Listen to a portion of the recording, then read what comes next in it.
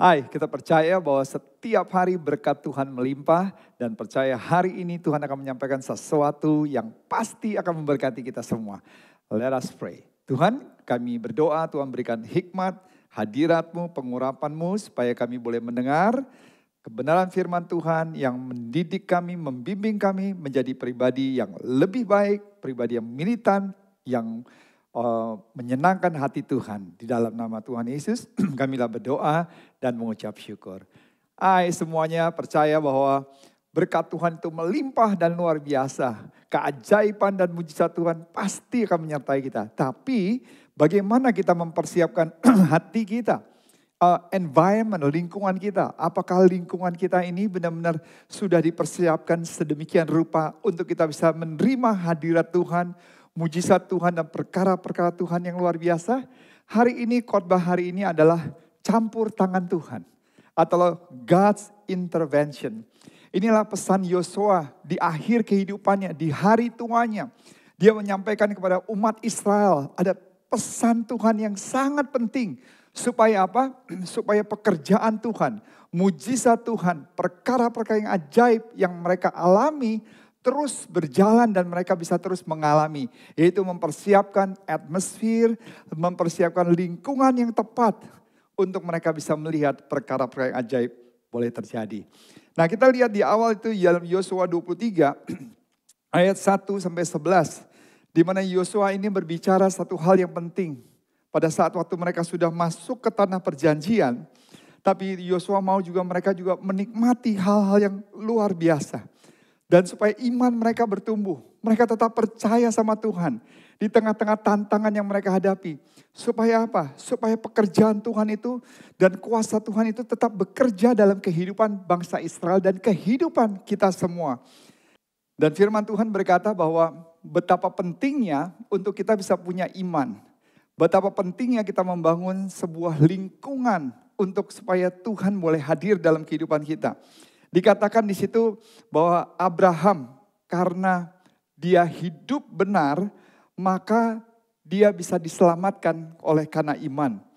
Dan di situ juga dikatakan bahwa kita sebagai orang percaya bisa mengalahkan segala tipu muslihat iblis.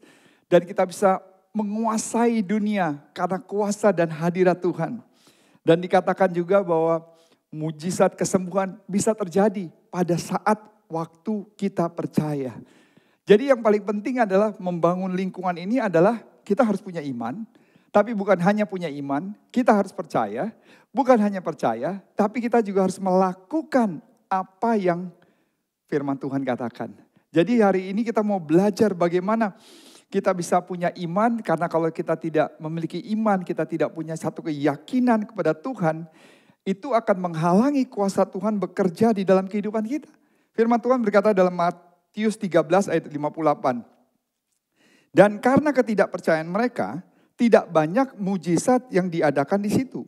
Dan dia tidak melakukan banyak mujizat di sana karena ketidakpercayaan mereka. Maka di sana tiadalah dapat ia mengadakan barang sesuatu mujizat. Sebab mereka itu tiada yang percaya. Lihat saudara, pada saat kita tidak percaya, pada saat kita tidak memiliki iman dan keyakinan kepada Tuhan, itu akan menghalangi kuasa Tuhan bekerja dalam kehidupan kita. Sama karena bangsa Yahudi pada saat itu tidak percaya dengan penyertaan dan janji Tuhan, maka generasi yang pertama tidak bisa masuk ke tanah perjanjian. Lihat di dalam Ibrani 10 ayat 38 sampai 39 dikatakan demikian. Ayat 38. Tetapi orangku yang benar akan hidup oleh iman. Dan apabila ia mengundurkan diri, maka aku tidak berkenan kepadanya. Ayat 39. Tetapi kita bukanlah orang-orang yang mengundurkan diri dan binasa. Tetapi orang-orang yang percaya dan beroleh hidup. Penulis Ibrani ini berbicara bahwa ada satu pesan Tuhan yang penting melalui Nabi Habakuk. Di situ dikatakan jangan kita menjadi seperti generasi bangsa Yahudi yang beriman di awal-awal tapi luntur di dalam pertengahan jalan, saudara. Walaupun Tuhan berjanji kepada mereka, mereka akan memasuki tanah perjanjian. Tapi mereka tidak dapat menginjak tanah perjanjian. Karena apa? Karena tidak memiliki iman. Karena tidak percaya. Sama di dalam kehidupan kita. Bukannya Tuhan tidak pernah berjanji sesuatu yang luar biasa akan terjadi dalam hidup kita. Tapi bagaimana iman saudara? Bagaimana keyakinan saudara? Kalau saudara nggak percaya dan saudara nggak yakin, maka kita juga tidak bisa mengalami hal-hal yang besar. Yakobus 2 ayat 19 dikatakan, engkau percaya bahwa hanya ada satu Allah saja, itu baik. Tapi setan-setan pun juga percaya akan hal itu dan mereka gemetar. Kalau saudara hanya cuma beriman dan percaya dan tidak pernah melakukan, setan juga percaya sama Tuhan. Di situ dikatakan kan, setan-setan pun juga percaya akan hal itu. Di Yakobus 2 ayat 16 dikatakan, dan seorang dari antara kamu berkata, selamat jalan, kenakanlah kain panas dan makanlah sampai kenyang. Tapi dikatakan, ia tidak memberikan kepadanya apa yang perlu bagi tubuhnya. Apa gunanya itu, saudara? Jadi kadang-kadang kita bilang kasihan ya, kamu lapar, kamu gak ada minum, kamu susah. Tapi kita gak melakukan sesuatu. Itu juga sama dengan sia-sia. Tapi real faith, iman yang sesungguhnya adalah kita dekat dengan Tuhan, mendekat dengan Tuhan, kita percaya dengan janji-janji Tuhan, dan kita melakukan janji-janji Tuhan. Dengarkan baik-baik, saya ulang. We draw near to God, kita mendekat dengan Tuhan, we believe God's promises, kita percaya janji-janji Tuhan, dan kita melakukan apa yang Tuhan katakan. Karena itu penulis Ibrani berkata, kenapa bangsa Israel tidak bisa masuk tanah perjanjian? Di dalam Ibrani 4 ayat 2 dikatakan demikian. Karena kepada kita diberitakan juga kabar kesukaan sama seperti kepada mereka. Tetapi dengarkan baik-baik. Firman pemberitaan itu tidak berguna bagi mereka karena tidak bertumbuh bersama-sama oleh iman dengan mereka yang mendengarkannya. Wow.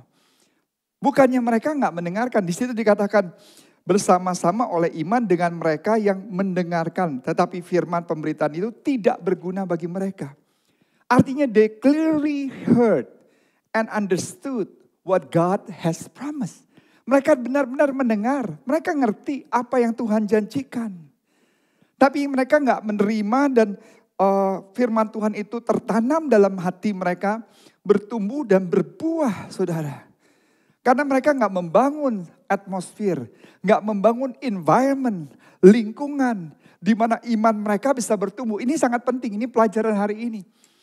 Kalau Anda tidak membangun iman, nggak membangun lingkungan, environment, atmosfer untuk supaya iman itu bisa berakar, bertumbuh dan berbuah, maka itu yang akan terjadi. Maka kuasa Tuhan tidak bisa terjadi. Maka gampang kita mundur, maka gampang kita menyerah, gampang kita putus asa. Kenapa? Karena kita nggak membangun atmosfer tersebut, nggak membangun lingkungan tersebut. Dan ini Yosua mau mengingatkan bangsa Israel sebelum dia mengakhiri kehidupannya. Setelah 24 tahun, sudah 20 years, kurang lebih sekitar 20-24 tahun. Mereka ada di tanah perjanjian. Dan saat ini dia sudah tua. Dia tahu dia ada dalam akhir kehidupannya. Sehingga dia memberikan pesan khusus kepada bangsa Israel.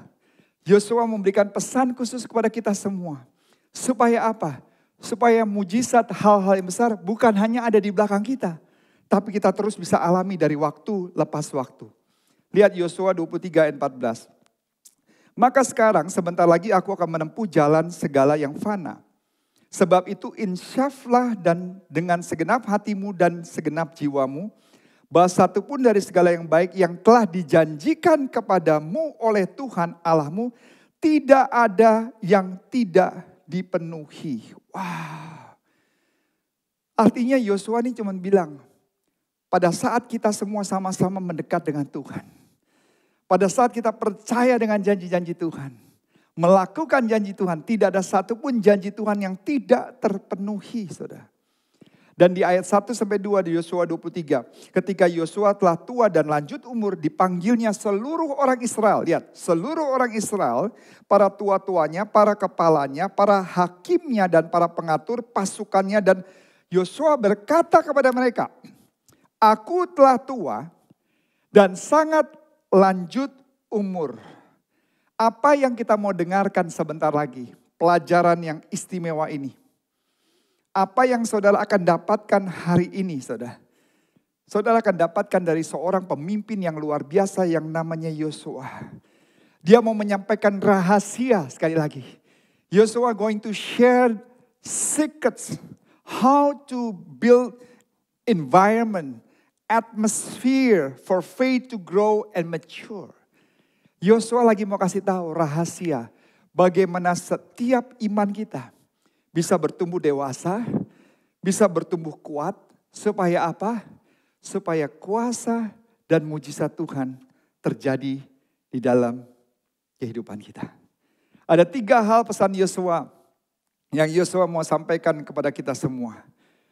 Catat baik-baik, renungkan baik-baik. Yang pertama, untuk membangun atmosfer, untuk membangun environment lingkungan, supaya kuasa, mujizat, tanda-tanda keajaiban bisa terjadi dalam kehidupan kita.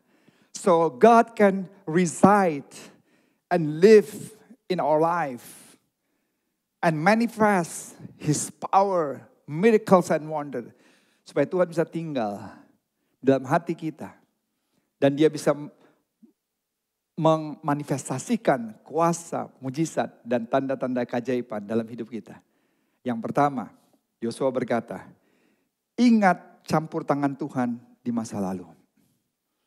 Sekali lagi, ingat campur tangan Tuhan di masa lalu. Yosua 23 ayat 3. Dan kamu ini telah melihat segala yang dilakukan Tuhan Allahmu. Kamu telah melihat segala yang dilakukan Tuhan Allahmu bagimu. Kepada semua bangsa di sini demi kamu, sebab Tuhan Allahmu dialah yang berperang bagi kamu. Artinya apa?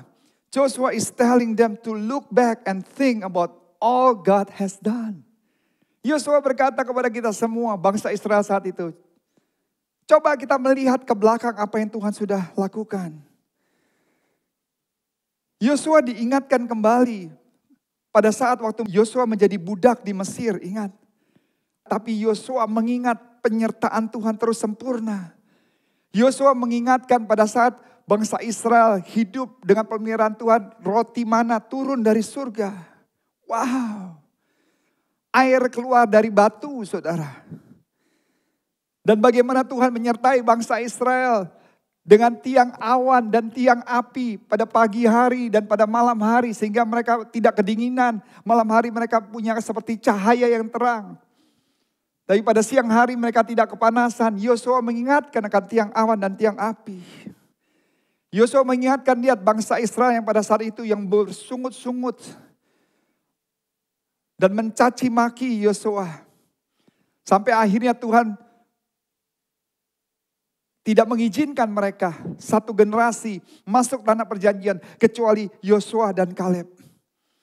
Yosua mengingatkan lagi generasi bangsa Israel pada saat waktu mereka menyeberangi sungai Yordan yang tidak mungkin bisa diseberangi. Tapi pada saat waktu imam-imam membawa tabut perjanjian, yaitu mewakili Allah, masuk tiba-tiba Tuhan 40 km di depan sana menghentikan saudara, air sehingga bangsa Israel bisa menyeberangi sungai Yordan di tanah yang kering. Yosua berbicara seperti itu.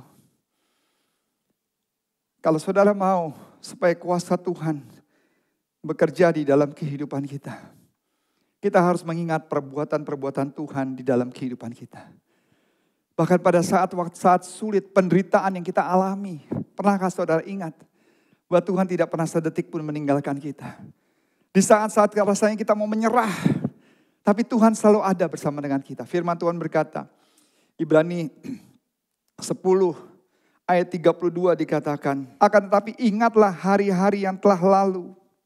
Setelah kamu mendapatkan pencerahan, kamu bertahan dalam perjuanganmu, menanggung penderitaan yang berat. Dikatakan lagi, ingatlah bagaimana keadaan saudara-saudara pada waktu itu. Jadi pada saat-saat sulit kita menderita masalah keuangan, sakit penyakit, masalah rumah tangga. Tapi by faith dengan iman kita percaya janji-janji Tuhan. Dan Tuhan menolong kita secara ajaib, secara supranatural. Kelihatannya gak mungkin. Ada jalan keluar dengan masalah keuangan, masalah pekerjaan, masalah sakit penyakit, masalah rumah tangga. Tapi seringkali kita selalu hanya fokus. Benar-benar hanya fokus dengan masalah kita.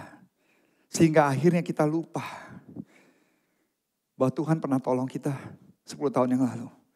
Kita lupa 5 tahun yang lalu. Pada saat waktu kita benar-benar menderita, semua orang meninggalkan kita. Semua orang tidak ada yang menolong kita. Tapi Tuhan selalu ada di situ. Kenapa? This is why. This is because we take God for granted. Kita suka cuman hanya menggunakan Tuhan pada saat kita butuhkan saja. Kita bisa bersorak-sorai dengan tim basket favorit kita. Kita bisa bersorak-sorai dengan tim sepak bola favorit kita. Kita bisa nonton teriak-teriak luar biasa, memberikan semangat yang luar biasa. Tapi bagaimana saudara kepada Tuhan? Are you praising God like crazy like that? Thanking Him, thanking Jesus for all what He has done to our life. Do you have something to thank God for? Hari ini saudara bersyukur gak sama Tuhan? Atas apa yang Tuhan telah perbuat di masa lalu. Mungkin hari ini saudara dalam keadaan ada dalam lembah kekelaman. Mungkin saat ini saudara ada dalam keadaan terpuruk saat ini.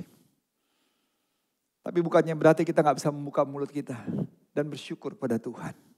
Let's open our mouth and let's praising Him. Memuji Dia, express your gratitude. Ungkapkan ucapan syukur saudara. Ingat masa lalu saudara, bahwa Tuhan telah menolong saudara. Seorang yang bernama Matthew, ada seorang aktor yang terkenal sejak awal tahun 2000-an sampai saat ini. Begitu banyak prestasi penghargaan yang dia capai. Salah satunya memenangkan piala Oscar sebagai Best Actor di film Dallas Buyers Club. Belum lama ini Matthew hadir sebagai bintang tamu di podcast Joe Rogan Experience. Dan di sana dia diwawancarai mengenai imannya sebagai pengikut Kristus. Joe Rogan merasa bahwa menjadi seorang yang religius pasti sangat sulit, terutama di industri yang sangat sekuler, apalagi di Hollywood. Matthew membenarkan hal tersebut karena industri tersebut bukanlah tempat di mana kekristenan dapat diterima dengan tangan terbuka. Matthew juga membagikan pengalaman yang ketika dia menyampaikan pidato saat memenangkan Oscar Award. Dia membuka dengan mengatakan, pertama-tama saya mau berterima kasih kepada Tuhan karena Dia adalah teladan saya. Kalimat pembuka itu disambut dengan tepuk tangan teman-teman Kristennya sampai mereka semua menyadari lirikan dan reaksi negatif orang-orang di sekitar mereka yang akhirnya berhenti dan terdiam. Meskipun demikian Matthew merasa bahwa yang dia lakukan adalah yang benar karena dia selalu mengingat campur tangan Tuhan di dalam kehidupannya yang sebelum-sebelumnya, yang lalu. Dia menyatakan bahwa tanpa kebaikan Tuhan, tanpa nilai-nilai kebenaran yang dia pelajari dari Alkitab, maka dia tidak pernah akan ada dalam titik kehidupan saat ini. Matthew mengatakan bahwa mengucap syukur adalah sebuah bentuk mengingat kebaikan Tuhan dalam hidup kita. Dan harus lebih banyak lagi dilakukan, terutama di tengah-tengah hari yang semakin sulit ini. Dengan demikian, kita bisa kembali mendapatkan kekuatan juga memperkenalkan Tuhan ke orang lain yang bersamaan. Wow. Dia selalu mengingat kebaikan Tuhan. What about you? Bagaimana Anda? Bagaimana dengan kita semua? To create that environment of faith. Kalau sudah membangun lingkungan yang dimana iman kita bisa bertumbuh kuat dan dewasa. Kita harus mengingat yang pertama. Janji-janji Tuhan, kita mengingat apa yang Tuhan telah lakukan di dalam kehidupan kita. Dan karena apa yang Tuhan telah lakukan, kita mau mengangkat tangan kita dan berkata, thank you Lord. Engkau Allah yang sangat baik. Engkau Tuhan yang luar biasa. Amin. Yang kedua, kalau yang pertama ingat campur tangan Tuhan di masa lalu. Yang kedua adalah antisipasi campur tangan Tuhan di masa depan. Yang sebelumnya di masa lalu, yang kedua adalah di masa depan. Yosua 23 ayat 4 sampai 5. Ingatlah aku telah membagikan dengan membuang undi bangsa-bangsa yang masih tinggal ini kepada suku-sukumu menjadi milik pusakamu. Seperti juga semua bangsa yang telah kulenyapkan hari itu mulai dari sungai Yordan sampai ke laut besar di sebelah matahari terbenam. Dan Tuhan Allahmu dialah yang akan mengusir dan menghalau. Lihat, akan mengusir. Akan itu kan masa depan, future. Akan mengusir dan menghalau mereka dari depanmu. Sehingga kamu menduduki negeri mereka. Seperti yang dijanjikan kepadamu oleh Tuhan Allahmu. Di ayat kelima, dan Tuhan Allahmu dialah yang akan mengusir. Akan mengusir dan menghalau mereka dari depanmu. Sehingga kamu menduduki negeri mereka seperti yang dijanjikan Tuhan. Poin kedua yaitu saudara harus mengantisipasi campur tangan Tuhan di masa depan. Bukan hanya kita mengingat apa yang Tuhan telah lakukan di masa lalu. Tapi saudara harus punya iman, mengantisipasi perkara-perkara yang ajaib, penyertaan, mujizat Tuhan, hal-hal yang baik akan terjadi di dalam masa depan saudara dan saya. Amen. Saudara, mereka bisa aja santai, mereka sudah ada di tanah perjanjian, tanah yang penuh dengan madu dan susu, walaupun belum semua yang Tuhan janjikan mereka ambil alih, mereka duduki, tapi mereka dalam zona nyaman saat itu. Yosua juga di hari tua udah bisa berpikir, ya udah cukup lah. Kita udah berjuang dengan luar biasa. Tapi itu bukan apa yang Tuhan ingin lakukan dalam kehidupan mereka.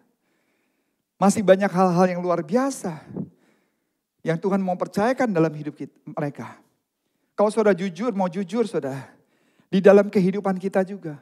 Masih banyak yang Tuhan mau berikan, yang saudara harus lakukan, yang saudara harus capai dalam kehidupan saudara. Masih banyak saudara.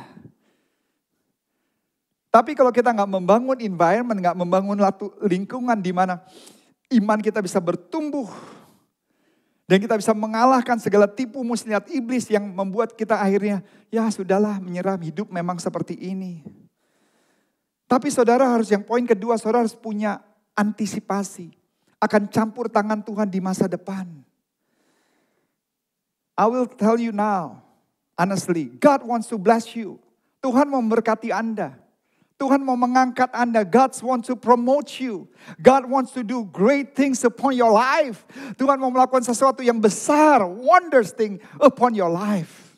You and your family, your work, your business, impian-impian Anda. Tapi kalau saudara nggak membangun satu lingkungan, saudara nggak membangun antisipasi akan campur tangan Tuhan, maka imanmu akan mudah dilumpuhkan oleh iblis. Lihat Ibrani 11 ayat 1. I love this verse. Iman adalah dasar dari segala sesuatu yang kita harapkan. Wow, iman adalah dasar dari segala sesuatu yang kita harapkan. Dan bukti dari segala sesuatu yang tidak kita lihat, iman adalah jaminan atas segala sesuatu yang kita harapkan. Iman saudara dan saya adalah jaminan dari segala sesuatu yang kita harapkan. Iman adalah dasar segala sesuatu yang kita harapkan. Iman percaya dengan janji Tuhan. Faith believes God's promises. Walaupun kita belum melihatnya. Tapi kita percaya dengan iman bahwa ini pasti akan terjadi. Saya nggak tahu apa yang mau terjadi dalam hidupmu. Engkau yang tahu. Impianmu, doamu, harapanmu. Iman percaya dengan janji-janji Tuhan. Dengan apa yang Tuhan katakan dan saudara sudah menghidupinya. Walaupun saudara belum menerimanya, but you already living it. Karena daripada itu saudara, bangun satu environment, satu lingkungan, satu atmosfer.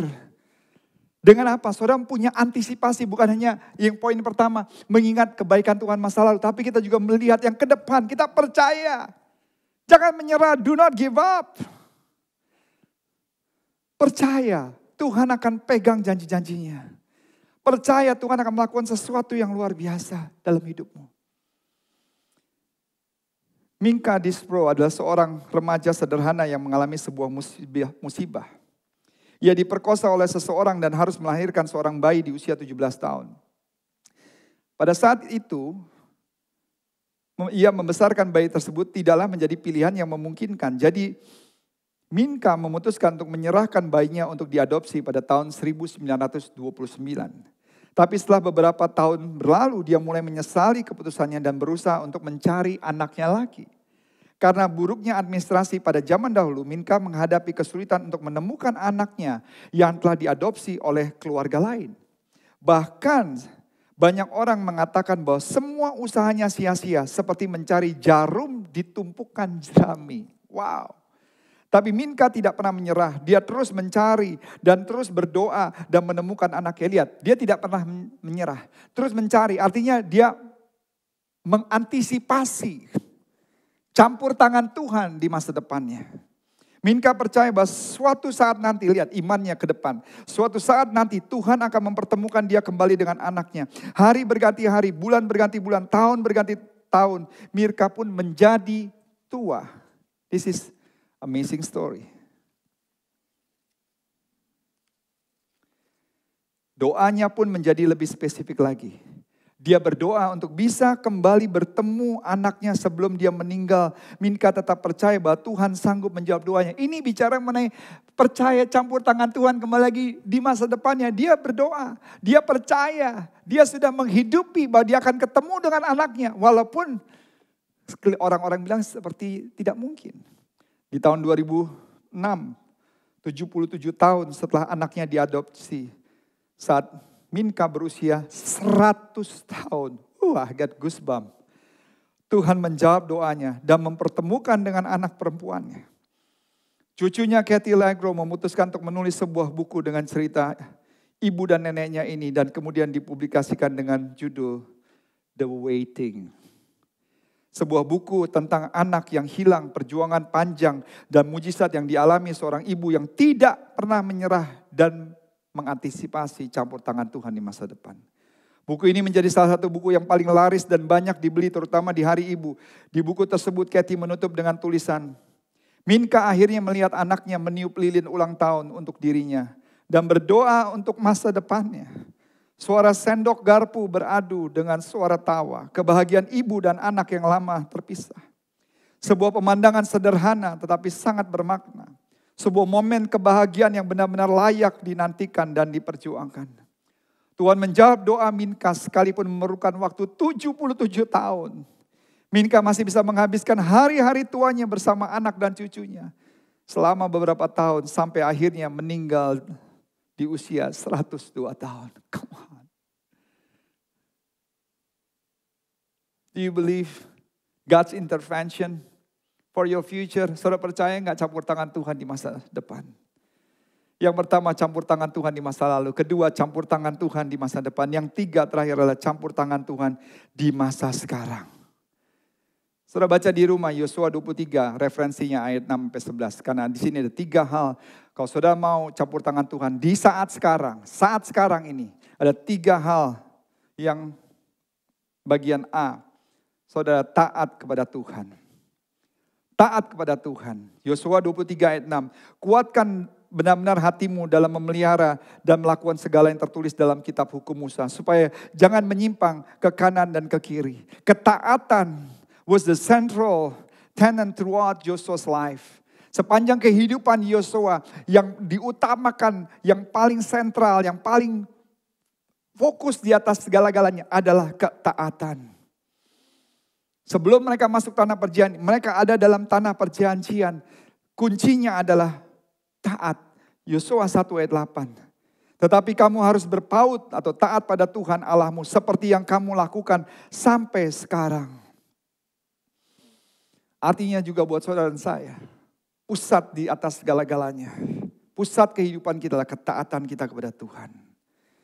Karena ketaatan kita kepada Tuhan memperkuat iman kita. Dan membuat berkat Tuhan turun dalam hidup kita. Jeff Markins, 20 September 2006, merasa tidak enak badan dan memutuskan untuk memeriksa diri ke rumah sakit. Sampai di rumah sakit dia mendadak terjatuh dan tidak sadarkan diri. Seketika juga dia dilarikan ke unit gawat darurat dan dinyatakan terkena serangan jantung. Dr. Crandall sedang bertugas sebagai dokter jaga di ruang ICU pada saat itu. Karena dia adalah dokter kardiologis, dia mendapatkan panggilan untuk menangani Jeff. Semua staf berjuang selama 40 menit memacu jantung Jeff dengan alat pacu jantung Lebih dari lusinan kali, tetapi tetap tidak ada respon. Dr. Crandall merasa dia sudah melakukan semua hal yang mungkin secara medis dan tidak ada harapan. Dia memutuskan untuk mencatat waktu kematian. Waktu suster ingin memindahkan tubuh Jeff ke ruang jenazah, tiba-tiba Dr. Crandall merasa ada sesuatu yang menggerakkannya untuk mendoakan Jeff. Dia merasa konyol karena secara medis Jeff sudah meninggal. Untuk apa lagi dia mendoakannya? Tapi Dr. Crandall kemudian merasa ada yang menyentuhnya untuk dia berdoa buat Jeff. Selain itu dia kembali berdiri di sisi Jeff. Suster yang melihatnya terheran-heran dan bertanya apa yang sedang dia lakukan. Kemudian Dr. Crandall berdoa, Bapa, aku berdoa untuk jiwa orang ini. Dia belum mengenal Tuhan. Biarkan dia diberikan kesempatan lagi untuk mengenal Tuhan Yesus. Bangkitkan dia dari kematian sekarang juga di dalam nama Tuhan Yesus. Lalu Dr. Crandall memerintahkan untuk memacu jantung sekali lagi.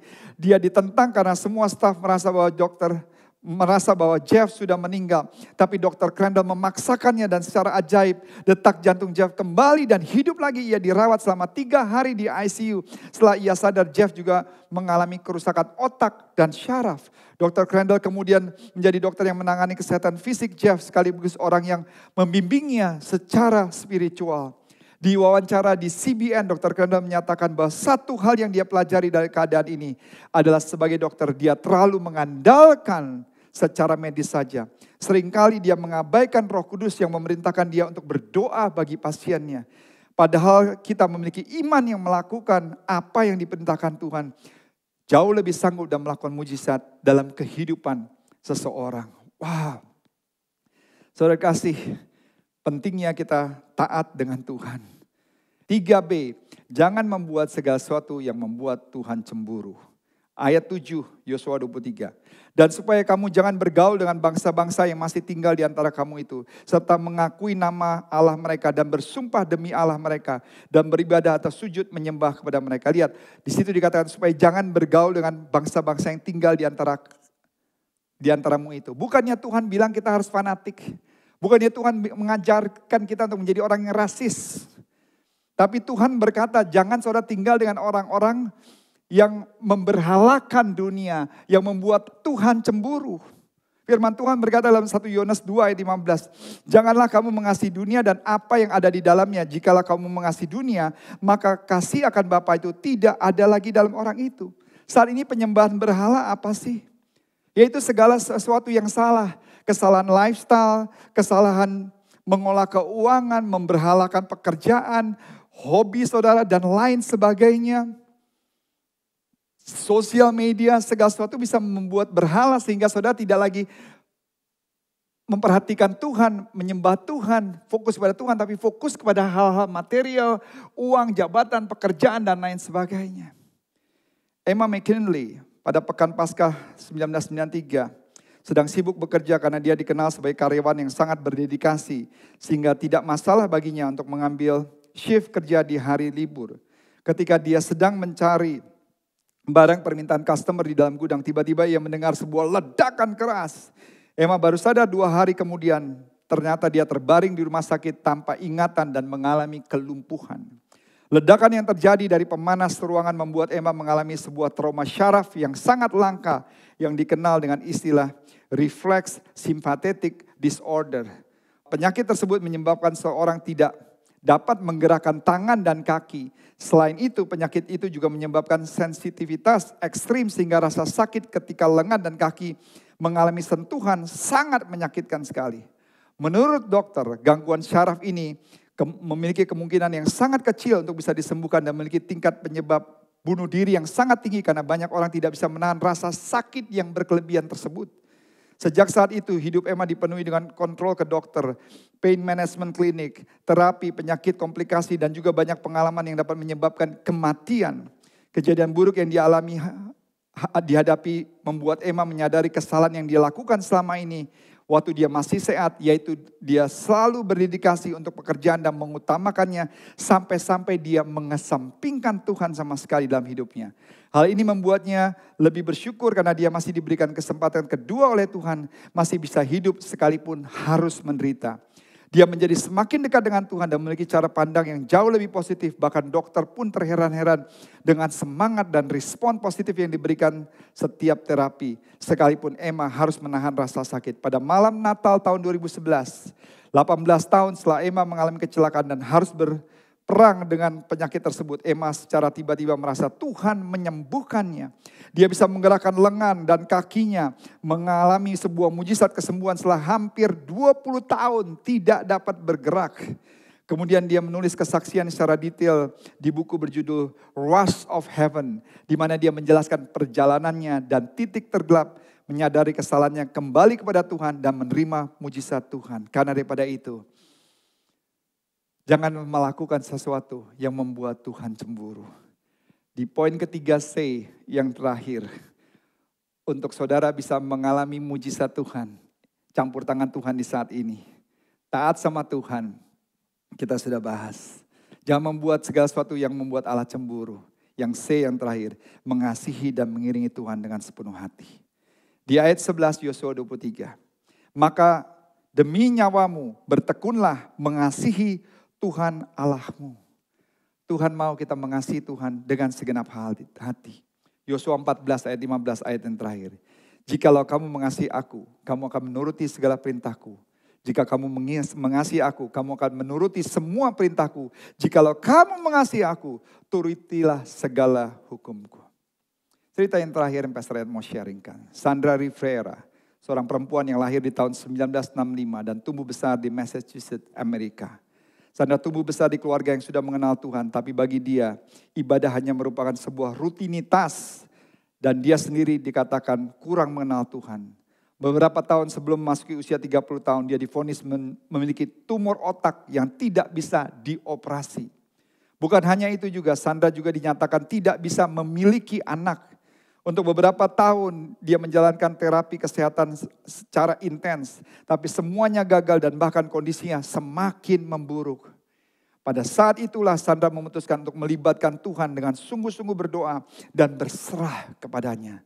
Baru pada saat inilah Sandra benar-benar merasakan bahwa dia sangat membutuhkan Tuhan dan berserah penuh kepada Tuhan. Sampai pada akhirnya Sandra mengalami mujizat penyembuhan yang luar biasa. Tumor yang ada di otaknya secara tiba-tiba menghilang dan membuat bingung semua staf rumah sakit karena di tempat dia berobat. Bukan hanya itu saja, beberapa tahun setelahnya Sandra juga berhasil melahirkan 2 orang anak. Sandra juga menyatakan semua mujizat ini tentu saja mustahil terjadi jika tidak memutuskan untuk berserah sepenuhnya kepada Tuhan. Sejak saat itu, Sandra terus membagikan kesaksian atas kebaikan Tuhan tersebut. Salah satunya di Divine Intervention Radio yang membantu banyak orang kembali bersemangat dan mencari Tuhan lebih lagi. Wow. Kalau saudara mengalami campur tangan Tuhan di masa sekarang, ingat taat kepada Tuhan. Jangan melakukan hal-hal yang membuat Tuhan cemburu. Dan mengasihi dan mengiringi Tuhan dengan sepenuh hati. Artinya Tuhan bilang sama Yosua untuk sampaikan kepada bangsa Israel. Tuhan juga sampaikan kepada kita semua. Yosua menyampaikan kepada bangsa Israel di akhir kehidupannya. Supaya kuasa, mujizat Tuhan benar-benar terus bekerja. Mendekatlah terus kepada Tuhan. Percaya kepada Tuhan. Lakukanlah janji-janji Tuhan. 3 hal pesan Yosua. Pesan Tuhan kepada kita semua. Ingat campur tangan Tuhan di masa lalu. Kalau Tuhan telah menolong kita bisa punya alasan selalu untuk bersyukur dan percaya bahwa kita punya Tuhan yang dahsyat. Kedua, antisipasi campur tangan Tuhan di masa depan. Hari-hari yang baik Anda bukan hanya di belakang Anda. Percaya hari-hari yang baik Anda masih ada di depan Anda. Percaya segala impian, janji-janji Tuhan, doa-doamu Tuhan jawab. Dan hidupilah itu semua janji-janji Tuhan. Ketiga, izinkan campur tangan Tuhan di masa saat ini. Dengan taat, setia, itu menjadi fokus utama Yosua dan bangsa Israel untuk mengalami mujizat Tuhan. Yang B, jangan menyembah segala sesuatu yang membuat Tuhan cemburu.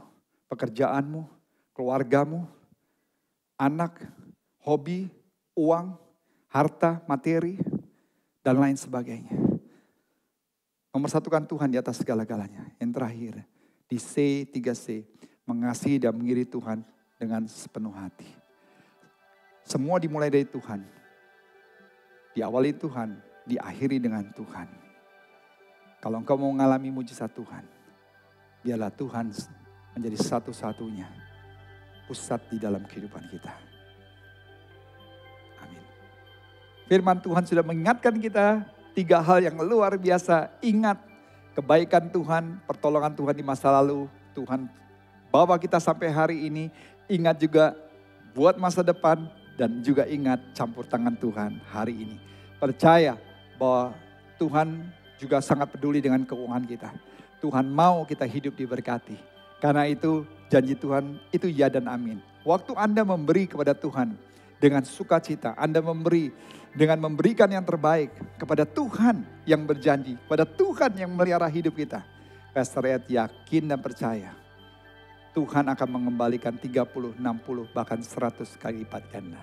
Waktu engkau menabur di tanah yang subur, engkau membantu pelebaran pekerjaan Tuhan, pemberitaan Injil, saudara. Sehingga orang-orang yang lemah bisa dikuatkan. Orang-orang yang sudah tidak punya pengharapan bisa punya pengharapan yang baru. Seperti Anda mendengarkan firman Tuhan pada hari ini. Dan banyak orang lagi yang dikuatkan. Saya percaya benih taburan iman ini tidak akan pernah kembali dengan sia-sia. Persiapkan persembahan yang terbaik di depan layar kaca Anda, baik di handphone, di TV atau dimanapun, di laptop. Di situ ada nomor informasi, account, di mana Anda bisa transfer. Kalau yang mau memberikan persepuluhan, berikanlah. Tuhan berjanji, dan janji Tuhan ya dan amin. Tuhan akan bukakan tingkap-tingkap langit dan mencurahkan berkat luar biasa dalam hidup Anda. Ingat, bukan Pastor Ed yang memberkati, tapi Tuhan yang memberkati. Tuhan pelihara pekerjaan Anda, Tuhan pelihara keuangan Anda, bahkan Tuhan akan lipat gandakan. Mari kita memberikan bukan dengan paksaan, tapi memberi dengan sukacita. Bapa, Engkau melihat setiap anak-anak-Mu yang siap memberikan dukungan pekerjaan Tuhan melalui persembahan, baik melalui transfer, keuangan yang Tuhan percayakan dalam hidup mereka. Hamba-Mu berdoa, Tuhan memberkati luar biasa, berlipat kali ganda, bahkan yang mereka tidak pernah pikirkan, yang pernah tidak timbul dalam hati mereka, yang mereka tidak pernah lihat, itu yang Tuhan siapkan. Okay, Jakarta Church family and everyone out there, we are so blessed and cannot wait to see you all again at JC Online next week. And have a blessed day, have a blessed Sunday, have a blessed every single day, and enjoy the blessing of the Lord. God bless you all. Amen.